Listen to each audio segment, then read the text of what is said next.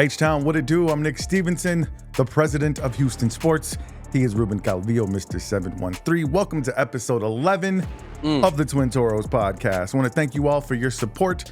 If you are not subscribed to Houston 713 Houston Sports, I need you to go ahead and hit that subscribe button right now. Hit that notification bell. My man Ruben does daily Houston Texans content, and he is your one-stop shop for everything you need Houston Texans. You can find me on Houston Sports State of the Union podcast on YouTube, and I will leave our link trees in the description. I promise I will leave a non-broken link tree to the Houston Sports State of the Union podcast this time. Some of you guys, if you've been searching for it, I'll let you know where to find me. Ruben, Texans versus Packers, man. The last time the Texans won in Green Bay, D'Amico Ryans was playing linebacker. He 2008. He had 9 tackles and a sack. The Texans might want to see if he can suit up this week, bro, because that injury list is starting to pile up on this team. How confident are you going into week 7 at Lambeau Field in this Houston Texans team versus Jordan Love and the Green Bay Packers? You know, first, let me just say, this is your opportunity, Houston. This is your opportunity to show the NFL world that you are a true contender, but I don't think they need to show it to the NFL world. I think they need to show that to the city of Houston because a lot of fans are still waiting for that big win against a good team. You get that on Sunday, you go up to Lambeau Field and you beat Jordan Love without your 2 linebackers, without multiple players in your secondary. We're going to be looking at this Houston Texans team a very different way. My confidence is still at a 7 and an 8. Whenever I have CJ Stroud back there, I feel like I can go in any game and come out with the W, man. Yeah, 100%, man. And listen, we're going to break down some of the key players that are going to be missing. But that's the reason we were so excited about this team, because they built a deep roster for these moments. Yeah, you're absolutely right. And I think this is something not just prove to the fans, man, but prove to themselves. I know they have confidence and I know they believe that they're a good team. But if you can rally around some injuries and have some guys step up, there's no telling how far that could propel you forward, man, moving on in the season, especially when you start to get healthy and you start to build that confidence. The Houston Texans are a good team, They've yet to cross the threshold into great, I believe, but that potential is there, man. So you're absolutely right. This is one of those games that if you can get this dub, then your confidence is going to be on a level 10 going into any game for the rest of the season. I want to break down some of these injuries, man, and I appreciate you for sharing. Let's shout out to Landry Locker. He was at Texans practice today. They still haven't released their injury report, but he did report who was out there. As we expected, we're going to be without our captain in the middle of the defense, Azeez Al-Shaair. Henry To'oTo'o, unfortunately, still in concussion protocol. Those are 2 big losses, man, especially going up against a team that has a good running game and that has a quarterback who can get you with the play action pass. And then also Kamari Lassiter, Jimmy Ward at this point. Yeah, those are the big 2 that I'm worried about. I think your linebacking core will be decent. Neville Hewitt filled in a lot in the second half last week against New England and played fairly well with Jake Hansen, has been in this D'Amico Ryans system. I don't have a lot of, I don't want to say negative feelings, but I'm more confident in the linebacking group than I have in the secondary, right? D'Angelo Ross getting his second start at corner. No Jimmy Ward there. We saw Eric Murray have some great moments last week, some horrible moments last week. Yeah. I think the best players right now in your secondary are Kalen Bullock and Derek Stingley. We know what the Green Bay Packers are going to do, and that is throw the football. They don't have a number 1. They have about 4 guys at any given moment can make a big play happen. Yeah. Dude, I'm excited. I am excited, Nick. Yeah, it's an opportunity, right? Yeah, I was looking, I feel like Jimmy Ward's almost always out at this point. So I'm sick of it. I'm worried about a little bit less, man. At this point, suit up who can suit up. You know what I mean? I get it, but this is a guy who has a captain patch on his chest, right? This is a guy who got a 1-year contract extension from general manager Nick Caserio right before the season. I don't need you hyping me up from the sidelines. I need you out on the field making plays. I'm sick of Jimmy Ward at this point. I cannot rely on him Yeah. to be there on Sundays. We know this phrase is corny, but sometimes it is true. The best ability is availability, and Jimmy Ward has shown you cannot rely on him. Yeah. And that's always tricky, man, to jump somebody's ass about their health because, obviously he wants to be out there. I believe if he could be out there, he would be out there. But at the same time, man, it's business. It's the NFL. And like you said, if you're not available, then your value is it goes down, man. We don't need more coaches. We got plenty of coaches on the sideline. You know what I mean? For Henry To'oTo'o, I feel like I know you said you're confident in Hansen and in Hewitt, and I am too, man. Those dudes, they can lay the lumber. I'm not worried about them necessarily in the run game. Hopefully, they won't be out in coverage too much against this Packers team. Henry To'oTo'o, though, I'm glad he's out, to be honest with you, man, because he's been balling, and I'd rather take an L than risk. I'm not going to play around with brain injuries. So I think that the defense still can potentially have a decent game. I'm not expecting them to hold Green Bay to 10 points less than that, man. We talked about it a little bit before we started. If the Texans want to win this game, it's going to have to be a shootout because Green Bay is probably going to put up some points. So who's going to step up on the offensive end? Unfortunately, we're still without Nico Collins. The good news is Joe Mixon is going to be in the game. We got Damian Pierce back. You talked about last week. If we can turn that into a two-headed monster, then that's going to help this team significantly. Yeah, currently during the season, the Green Bay Packers are allowing about 4.7 yards a carry to opposing running backs. So that's exactly where offensive coordinator Bobby Slowick wants to be. We know how different this Houston Texans offense is when Joe Mixon runs the ball and when Joe Mixon doesn't run the ball. I'm happy we got to see some of rookie one, Damian Pierce, and if we could see that throughout the season, we're going to have a pretty good running game. But I'm feeling hella more confident now that we got 28 in the backfield and we got number 31 trying to figure something right, but trending in the right direction, man. This running game is going to be huge for the Houston Texans. You have Stephon Diggs going up against Jair Alexander, cornerback from the Green Bay Packers, and a lot of people in Green Bay consider him one of the best, if not the best cornerback in the NFL. I'm looking at number 3. I'm looking at number 86, Tank Dell. I love you. I know what happened in the offseason. You came back from a fractured fibula. You got shot through the leg. It's now time for you to have that Tank Dell game. Yeah. Dalton Schultz. The Green Bay Packers are horrible against tight ends. I think allowing a rating of 90 plus to opposing tight ends. This is your moment. You led last week. You were second in targets last week behind Tank Dell. Yeah. We need to see a Dalton Schultz game like we did last year with the Tampa Bay Buccaneers. Yeah, I watched you guys in your reaction video with Harley, with Stressins and AD. Y'all was on Dalton Schultz' ass, bro. I think I heard a couple of people call for a trade. Yeah, I agree with you. He definitely needs to step up, and I'm not gonna make no excuses, man. He had a bad game last week. But he's also made some big catches in the course of this 5-1 run. Well, he made a pretty big catch to set up the Daria Gumbawale touchdown in the Jacksonville game, if you'll recall. He caught it, went down to a knee, and then got up and got the first down right before he was tagged down. And that's what set up that game-winning touchdown. So I'm going to – listen, man, I'm not sitting here saying – you bring up that one play, and I can give you 3 on Sunday where they just hit him right in his hands and fell right to the floor. No, 100%. I'm not making excuses for him. I'm just saying – 3-year, $30 million contract, man. When we talked about this offense being a 5-headed monster, Dalton Schultz was one of those monsters, and now it looks like that gif with King Odor where you got 2 serious ones and one goofy-ass one on the side. That's right now what it is with number 86. Yeah. Got to get something shaken. Yeah, absolutely. And I'm not making excuses for him. I believe that ability is still there, and this is his opportunity to show it. Now, you give me 2 more weeks, 3 more weeks of what we saw last week against the Patriots, then we'll be having a completely different conversation. In And we're, I heard you guys mention possibly trading him. I want to get into some trade scenarios later, but let's keep it on this game. Fortunately, Laramie Tunsil was a full participant in practice yesterday, Good. and according to Landry Lager, he was a full participant today.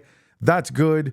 Joe Mixon, I think the opportunity is there for the offense to put up some points. But like you said, Sure. some people definitely have to step up. We need that offensive line to continue to play clean. We talked about it last week. They've gotten better every week.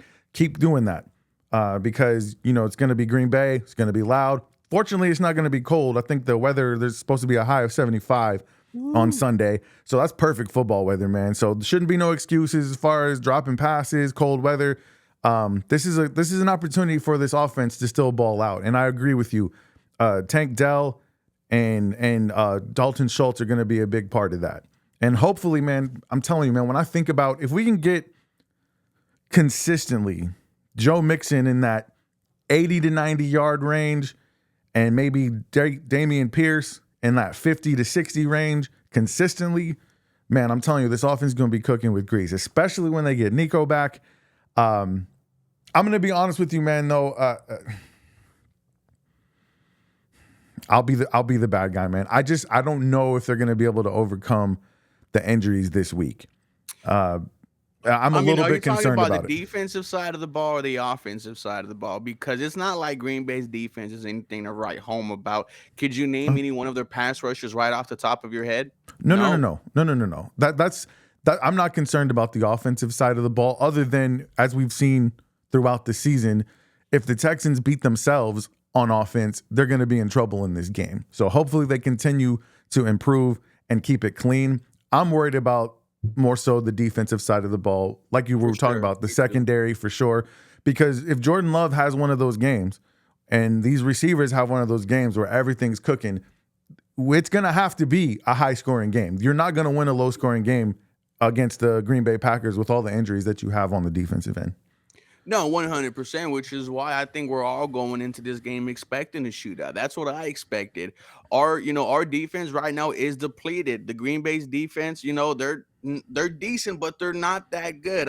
I don't think they could completely stop this Houston Texan offense. We haven't seen anyone stop CJ Stroud besides the Minnesota Vikings all year.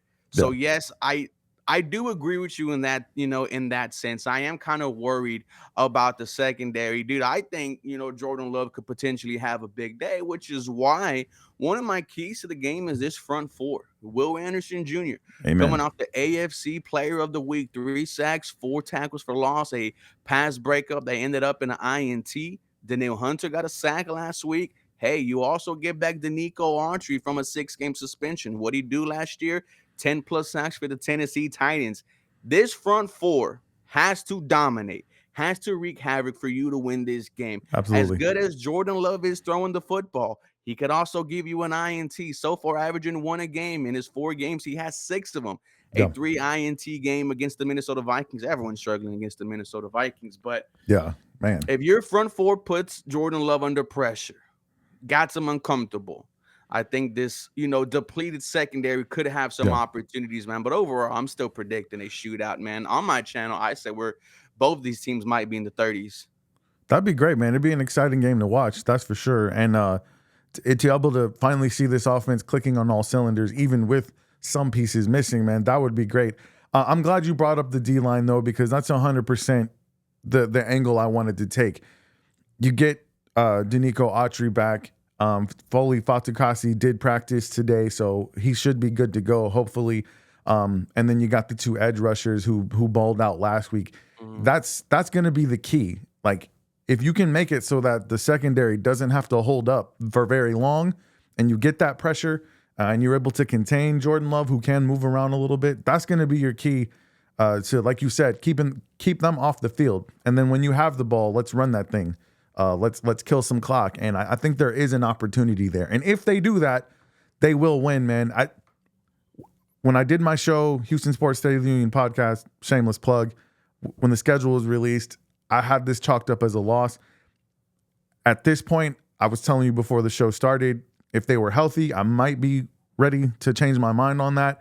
I'm honestly, man, 5-2, 7 weeks through the season, that's nothing to shake a stick at. I don't see them winning in Green Bay on the road against the Packers with that receiving core, with the quarterback.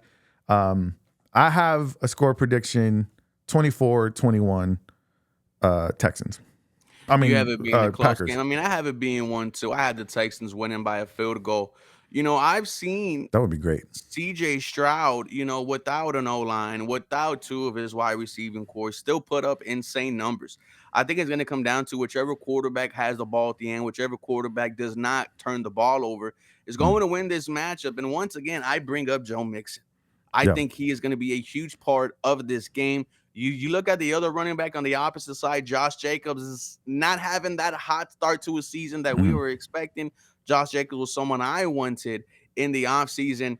The Green Bay Packers O-line, it's good, not great. That's kind of how I feel about the Green Bay Packers, right? Their defense, good, not great. Their O-line, good, not great. Their wide receiving core, good, not great. It's Jordan Love, which kind of stirs the pot when you talk about the Green Bay Packers. Yeah. And this is just your opportunity to handle business. No, 100%. And the only thing I think gives the Packers an edge in this game is slightly better health, and then the crowd. They're at home. They're at the crib, So I don't want Texans fans to think that, I'm not optimistic about this team and I don't think that there's a chance in hell that they win.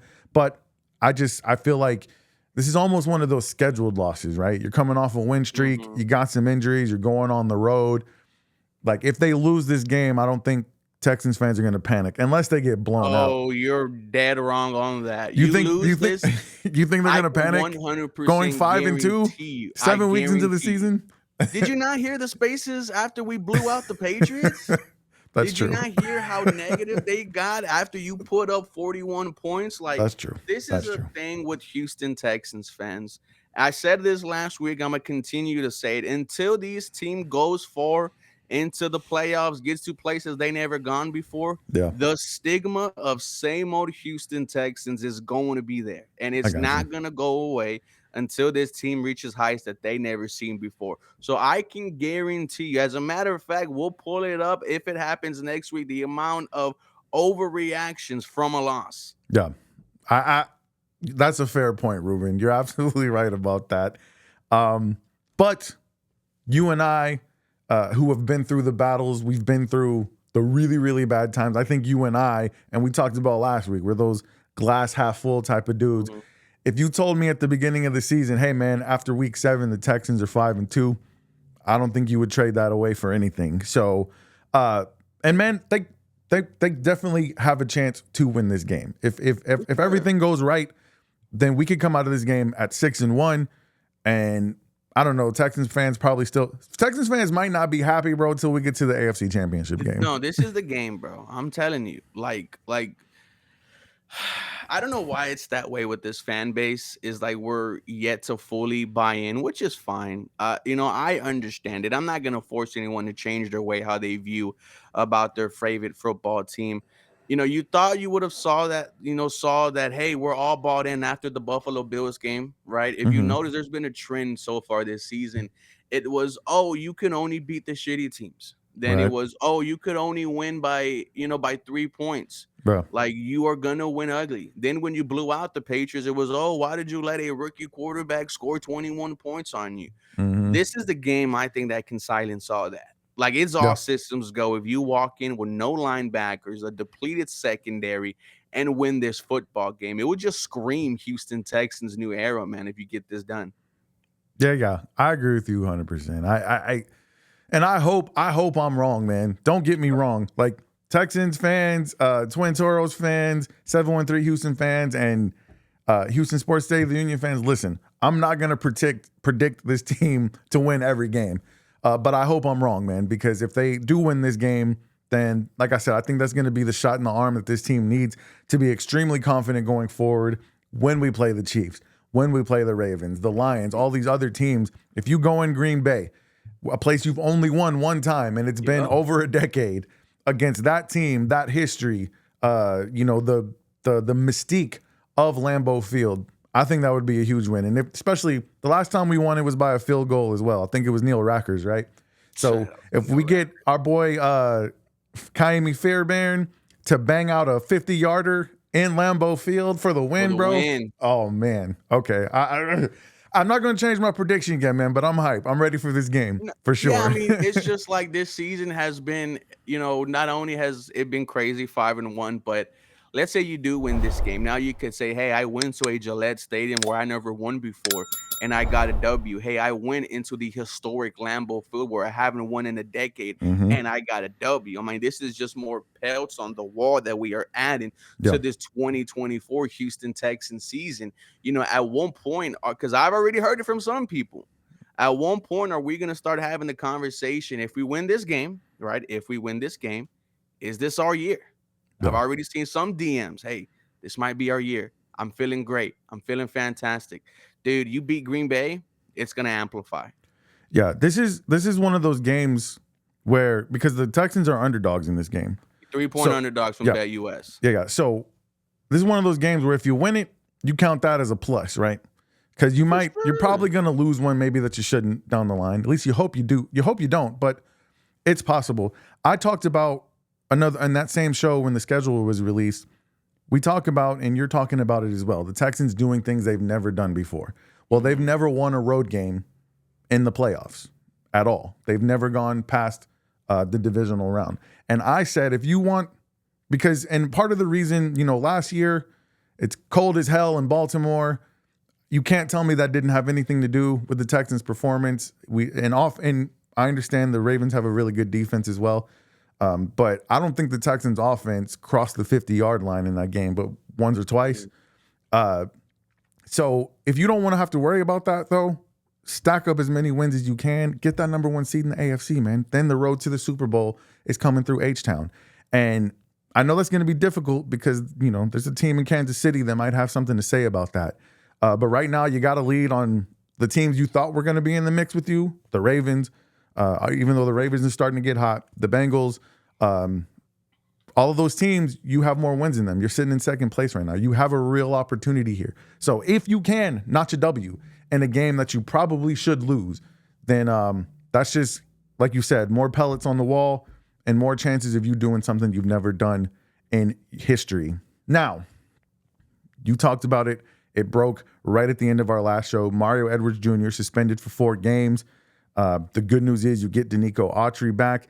What are you expecting from him in his first game back? Is he going to be in shape? Is he going to be able to play extended minutes? What does Tim Settle Jr. need to do?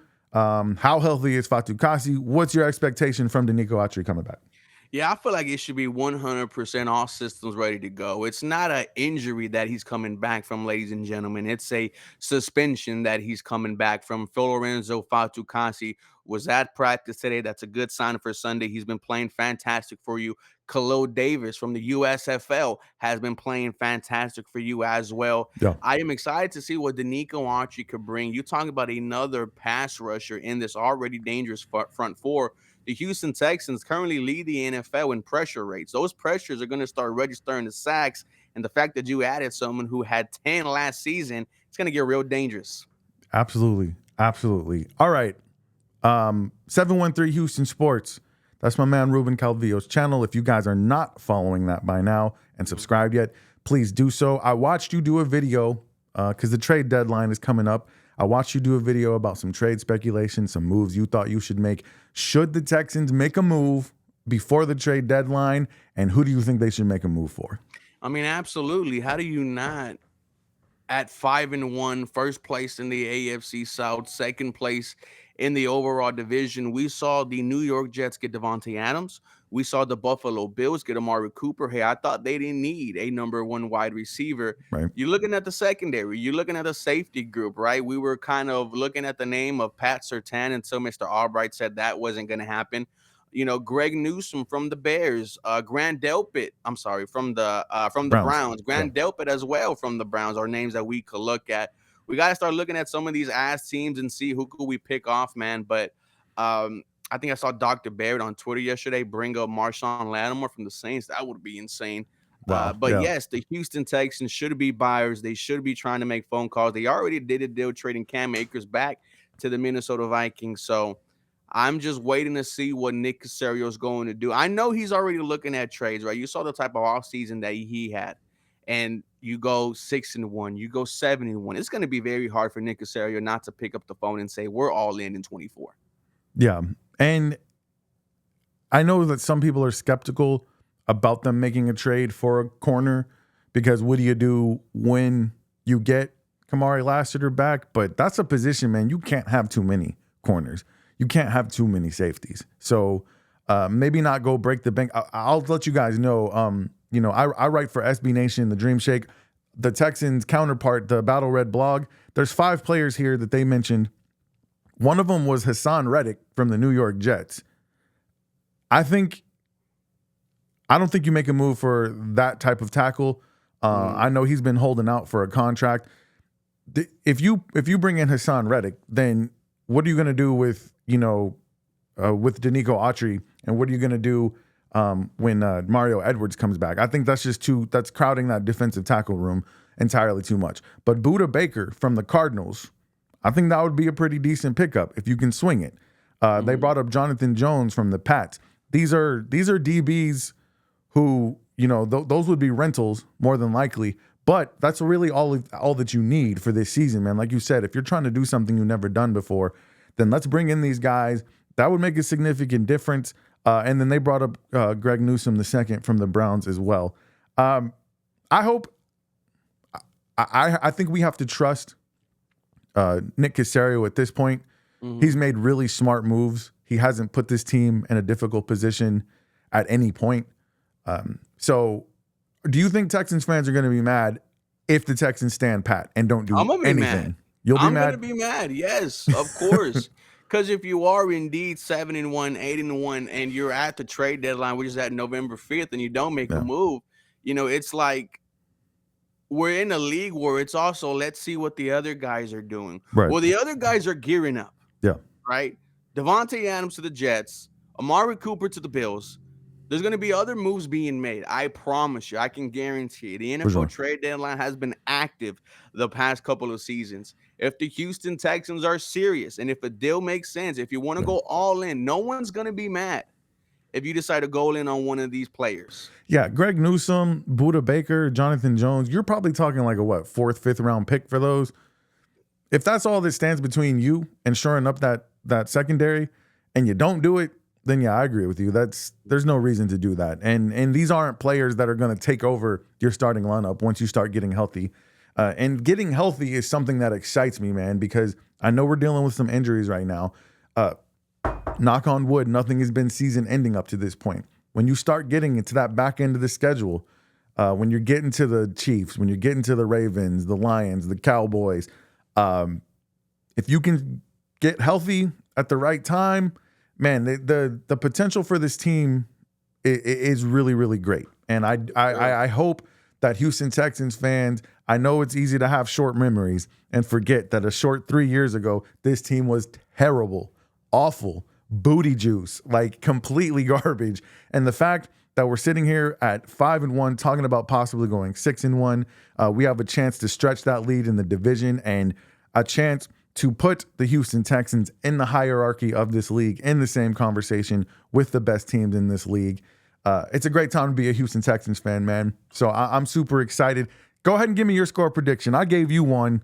Tell me what score you got for the Houston Texans. Let's go 30-27 Houston Texans. Let's have a Kaimi Fairbairn last-second field goal to win it right before we were supposed to go to overtime, right? CJ Stroud made something incredible happen, and we're in range. This is going to be a great game. Yeah. Something's got to be said about this team 6-1 in close games, man. Let's throw a party, guys. Let's do it. Yeah, something's got to be said about this team and close games, man. I mean, it's clutch city with this team over the last 2 seasons. And you're right. When number 7 has the ball, if he gets the ball last, you almost expect him at this point. He's going to put you in position to walk off that field victorious. I hope you're right, man. I hope I'm wrong. If I am wrong, I will come here and be celebrating with all of you guys next week when we do the Twin Toros podcast on ESPN Houston. If you are not subscribed to the ESPN Houston YouTube channel, please go do that now. You guys have given us such great support here on 713 Houston Sports. Don't forget, we do a weekly show on ESPN every Tuesday It's moving to 7:30 now, a little bit earlier. So maybe you guys can catch it before you go to bed. And I want to tell once again to all of the listeners who have supported us, and viewers, whether it's here or whether it's on the ESPN Houston page. Thank you guys so much. Without you, we're just sitting here talking to ourselves, which would be a little bit weird. But hey, man, we love Houston Texans, so we're going to do that no matter what. Once again, follow Ruben Calvillo at 713 Houston Sports. His link tree will be in the description. Make sure you subscribe, like, follow, share, all of those things. He's on X, IG, and TikTok. You will find me on Facebook, X, TikTok as well. And I will leave my link tree in the description. All right, man. So we got your final score. We got all the channels out of the way. Before we get out of here, bro, what do you want to say to the people? Man, thank you all so much who have been with us the last 10 plus episodes, man. This has been a fun start to the season. Shout out to, ESPN 97.5. Shout out to everyone else who, kind of brought us together. This was fun. I can't wait for more. Absolutely, man. Thank you so much, Ruben, for taking a chance on the old man, bro. I appreciate it, man. All right, guys. Community service, man. Absolutely. All right, guys, we are going to see you guys next week on ESPN Houston. Don't forget, Tuesday, 7:30. In the meantime, you know what we want you to do. You stay 10 toes down for the H. We love you. Good night.